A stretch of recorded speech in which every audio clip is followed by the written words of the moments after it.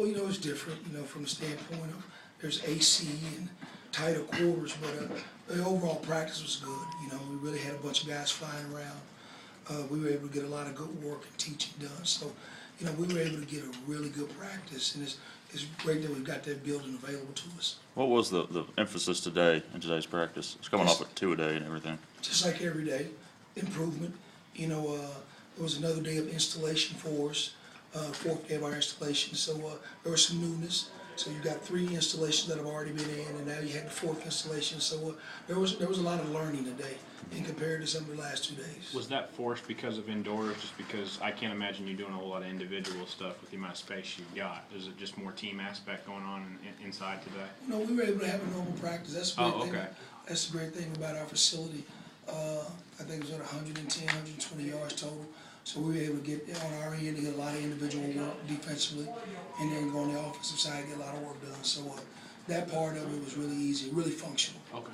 Obviously, your focus is on the defensive line, but Absolutely. you see any changes, any differences your guys going against the offensive line compared to this time last year? Absolutely.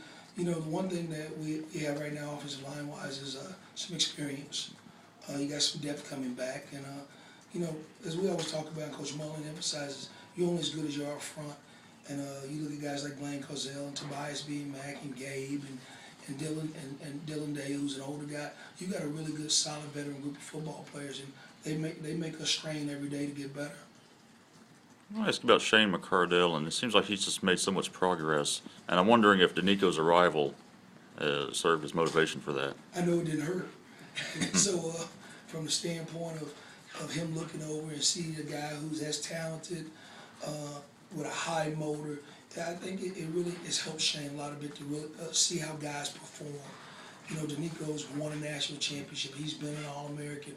Obviously, he's done it at the junior college level, but he still's obtained both. So I think that's really been good for Shane and the rest of our guys. What is Shane doing better now, you think? He's more confident. He's got more knowledge of our system, and that's what makes him different.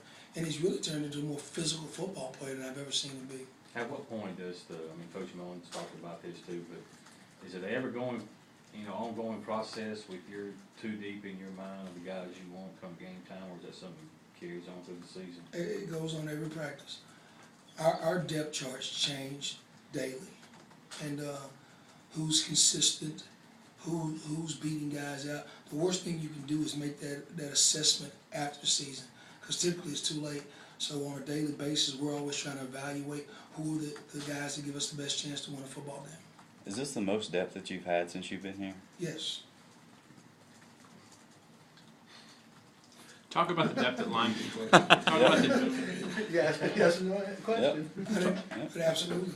Talk about the depth at linebacker, because we joked with Jeff Collins on media today. He's a much better linebacker coach now that he has 7 guys he can rotate in and out and fresh than he ever has been in his career. Well, you look at a guy like Bohanna, who hadn't played much, and you look at a guy, He pointed out Christian Holmes. Christian Holmes, Chris Hughes.